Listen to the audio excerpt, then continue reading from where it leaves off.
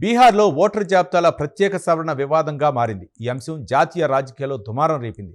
బీజేపీకి మేలు చేయడానికే ఉద్దేశపూర్వకంగా ఎన్నికల సంఘం పెద్ద ఎత్తున ఓట్లను చోరీ చేసిందని కాంగ్రెస్ పార్టీ అగ్రనేత రాహుల్ గాంధీ ఇటీవల ఆరోపించారు. కాగా దీనికి ఎన్నికల సంఘం గతంలో వివరణ ఇచ్చింది.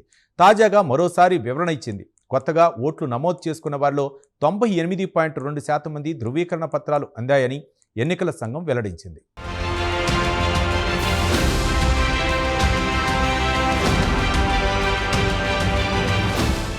ఓట్ల గల్లంతుపై కాంగ్రెస్ అగ్రనేత రాహుల్ గాంధీ చేసిన ఆరోపణలపై ఎన్నికల సంఘం గతంలో ధీటుగా స్పందించింది. రాజకీయ ప్రయోజనాల కోసమే తమను టార్గెట్ చేస్తున్నారని ఎన్నికల సంఘం అధికారులు ఎదురుదాడి చేశారు. అంతేకాదు, ఎన్నికల సంఘం మరో అడుగు ముందుకేసింది. ఈసీపై చేసిన ఆరోపణలకు సంబంధించి కాంగ్రెస్ అగ్రనేత రాహుల్ గాంధీ అఫిడవిట్ దాఖలు చేయగలరా అని కూడా చీఫ్ కమిషనర్ జ్ఞానేశ్వర్ ప్రశ్నించారు.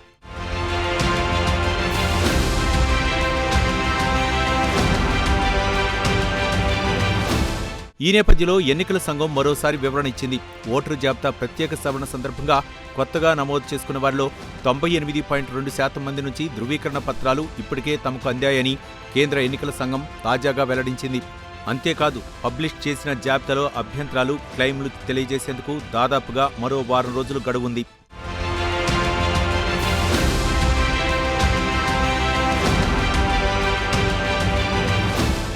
అంతేకాదు, ముసాయిదా జాబితాలో తప్పుగా నమోదైన వివరాలను సరిచేసుకోవడానికి ఇదే చివరి అవకాశమని ఎన్నికల సంఘం వెల్లడించింది. కాగా సగటున రోజుకు 1.64% మంది ఓటర్లు పత్రాలు సమర్పించినట్లయింది. కాగా ఇందుకు సంబంధించిన గడువు సెప్టెంబర్ 1వ తేదీతో ముగియనుంది.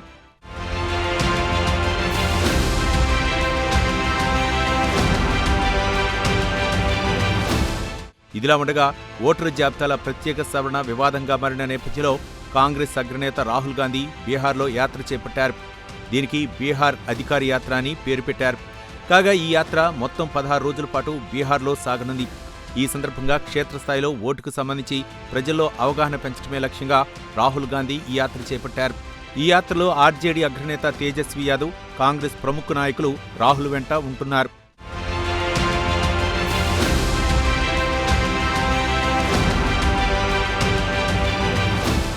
ఇదిలా ఉండగా ఓట్ల చోరీ అంశంపై భారత ఎన్నికల సంఘం తీర్పై అనేక అనుమానాలు తలెత్తాయి. బీహార్ ఓట్ల జాబితాలో 65 లక్షల మందిని తొలగించారని రాహుల్ గాంధీ సూటి ఆరోపణ చేశారు. ఈ నేపథ్యంలో ఇటీవల సుప్రీంకోర్టు కీలక ఆదేశాలు జారీ చేసింది. తొలగించినట్లు ఆరోపణలు వచ్చిన 65 లక్షల మంది ఓటర్ల పేర్లు, వారి వివరాలను వెబ్సైట్లో పెట్టాలని సుప్రీంకోర్టు ఆదేశించింది.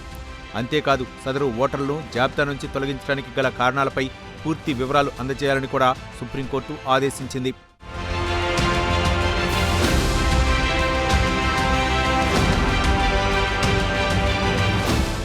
కాగా ఎన్నికల సంఘం తీర్పై నిరసన తెలియజేస్తూ ఇండియా కూటమికి చెందిన 300 మంది ఎంపీలు ఇటీవల పార్లమెంట్ నుంచి ఓట్ల చోరీ నినాదంతో భారీ ప్రదర్శన చేశారు.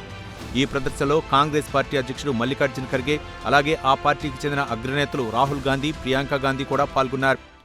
రాజ్యాంగాన్ని కాపాడటానికే ఎన్నికల సంఘంపై తాము పోరాటం చేస్తున్నామని రాహుల్ గాంధీ పేర్కొన్నారు. కథ అక్కడితో ఆగలేదు. ఓటర్ల జాబితాలో చనిపోయిన వారని చెబుతున్న వారితో రాహుల్ గాంధీ ఫోటోలు దిగారు. ఈ ఫోటోలు మీడియాలో ప్రముఖంగా పబ్లిష్ అయ్యాయి. దీంతో ఈ వివాదం మరింత రాజుకుంది.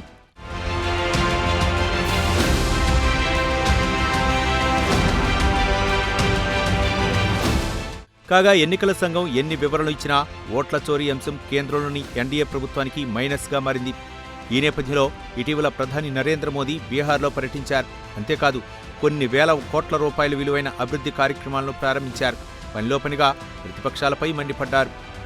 ఏది ఏమైనా ఈ ఏడాది చివరిలో జరగనున్న బీహార్ అసెంబ్లీ ఎన్నికలను ఓట్ చోరీ అంశం ప్రభావితం చేసే అవకాశాలున్నాయి.